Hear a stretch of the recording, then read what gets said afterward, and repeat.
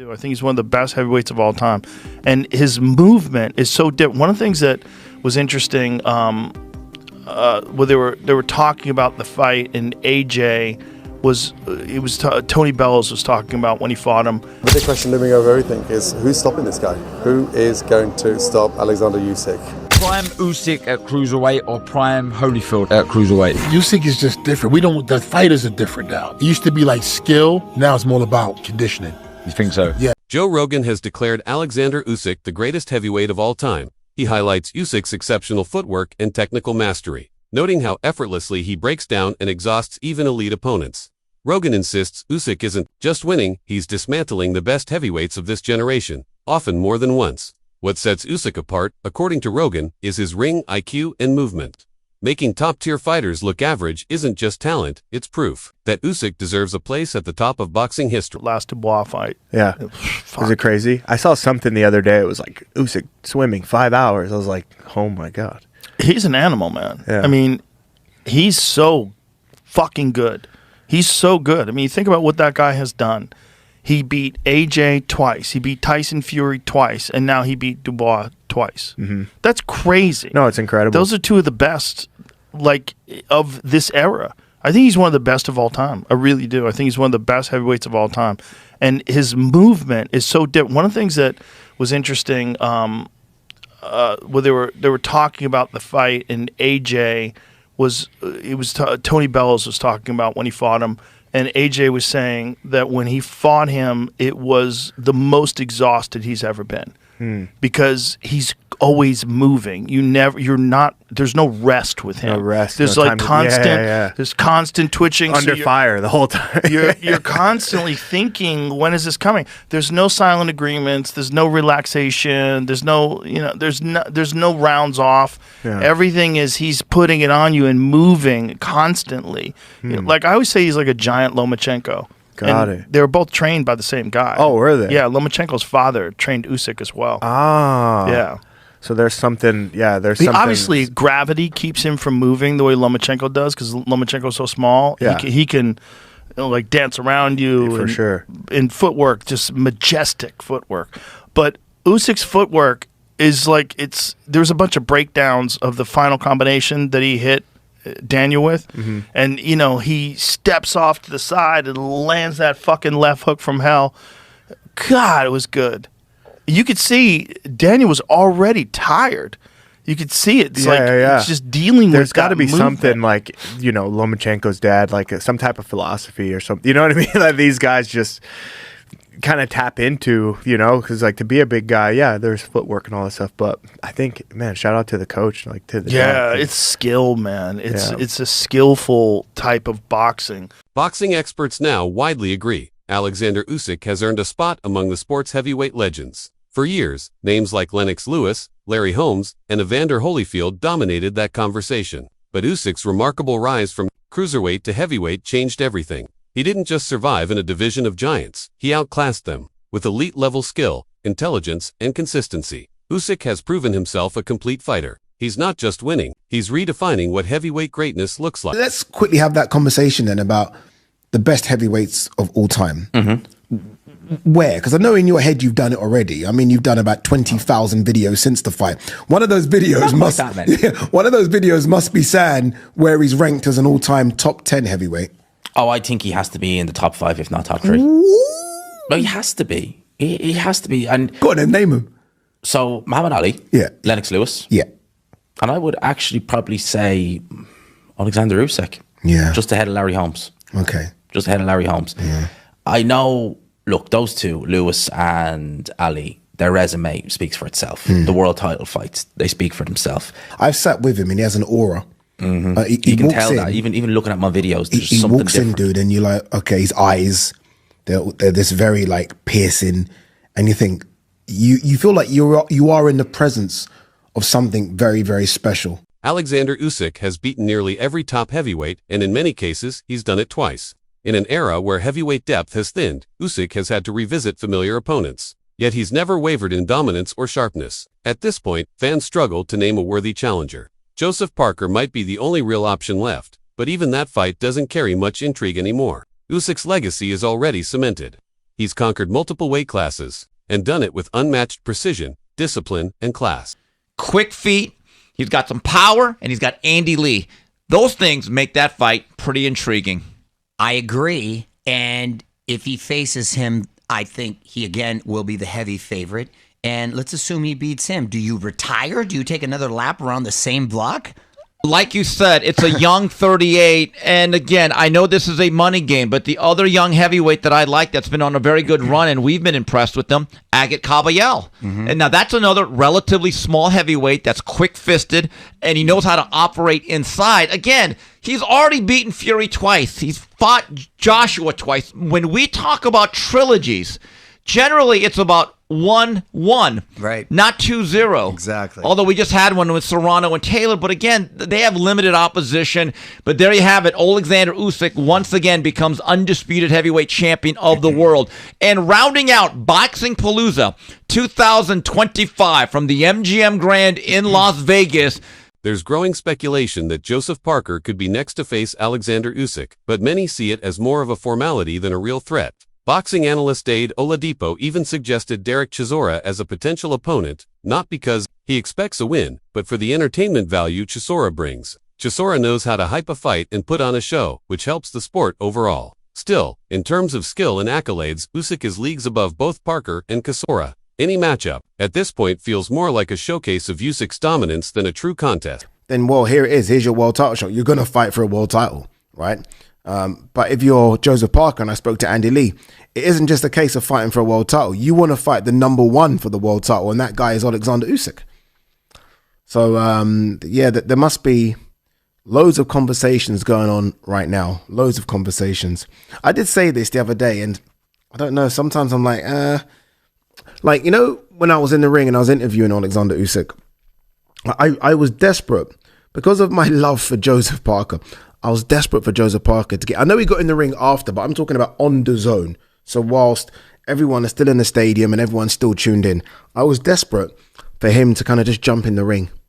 I was desperate for him to do it. Chisora was trying to do. So Chisora knows how to play the game. And as much as people are like, what's Chisora doing? Chisora won't get the fight, but that's kind of what you got to do. And I know people are like, well, 1 second, it's not like that. It's ranking. Well, no, it's not though, is it? Because again, Oleksandr Usyk can vacate the belt. He can say no. You have to kind of do what Daniel Dubois did last time. Daniel Dubois, rightly or wrongly, got in the ring, pissed Usyk off. Usyk's like, okay, we'll if this is what you're doing, dude, we'll fight.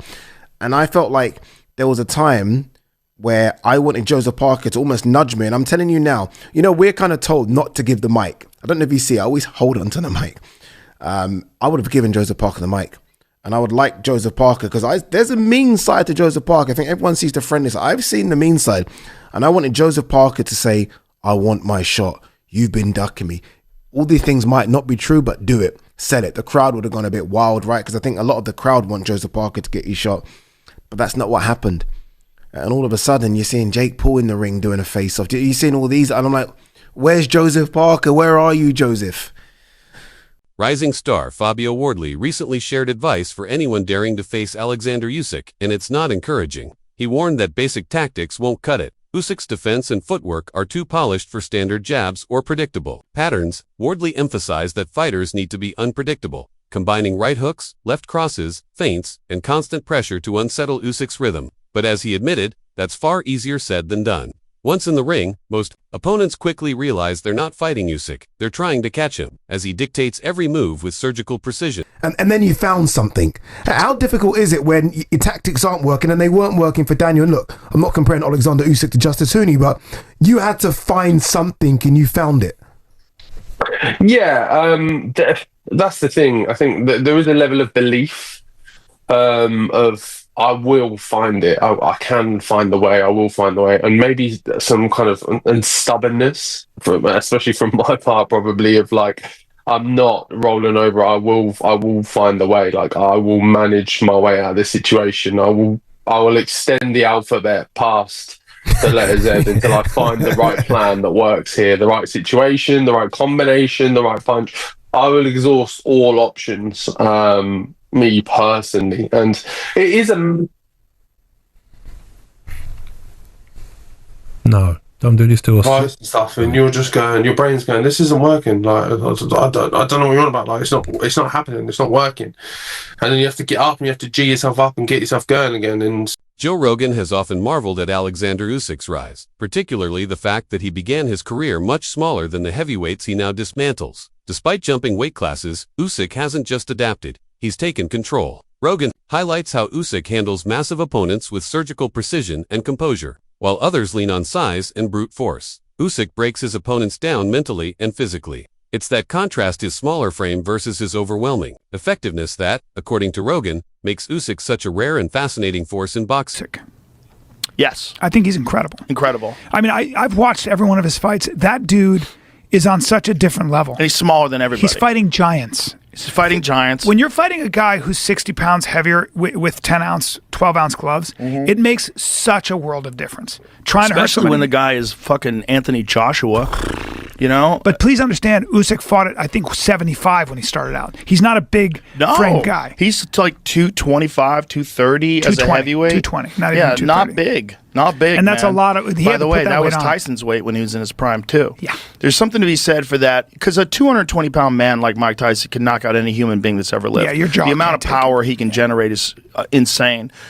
In a bold take, former heavyweight champ Shannon Briggs claimed that Usyk would beat a prime Evander Holyfield. He believes Usyk has evolved beyond being just a technician. His game now centers on elite-level conditioning. Briggs pointed out that while Usyk once relied on movement and angles, he now grinds opponents down with constant pressure and endless stamina. Even against technically skilled fighters, Usyk's engine allows him to dictate the fight until the other man breaks. That, Briggs said, is what sets Usyk apart, his ability to outlast and outwork anyone. Prime Usyk at cruiserweight or prime Holyfield at cruiserweight? Usyk is just different. The fighters are different now. It used to be like skill. Now it's more about conditioning. You think so? Yes, I know so. Because you could be skillful for 4, 5, 6, 7 rounds, but if that guy got that pressure on you and you can't stop it, it's like it's just running your machine too fast. Your machine, you're gonna lose, like you're gonna go down, and they still going up. Like Usyk, he's still going up. 12th round, he's strong as in the first round. He throwing punches like it's the first round. No one else has done that, been able to do that in the history of boxing. How would you have fought Usyk? I would have tried to knock him out. You know, but you see again.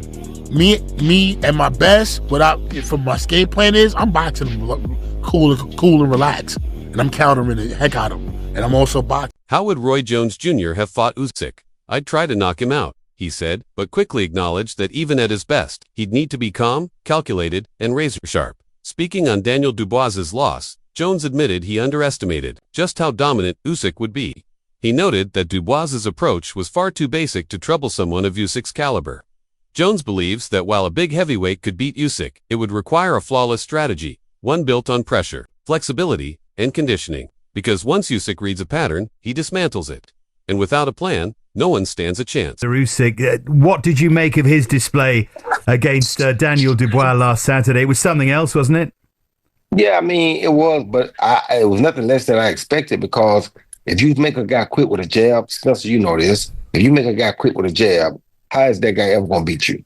You understand me? I mean, that's just what the real facts are. Not that the kid had got a little bit better. He got a little more confidence because he had a win over Joshua, which was good, but confidence is just not enough to beat a guy like Usyk.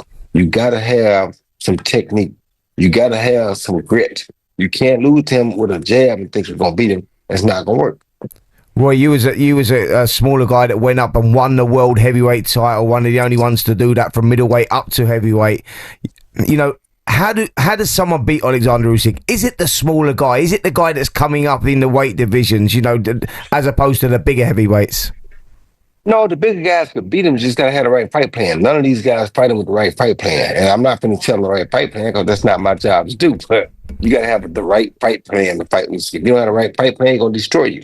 Even celebrity chef and avid sports fan Gordon Ramsay weighed in on Oleksandr Usyk's reign. Who can stop this man? He asked a question now, echoing across the boxing world.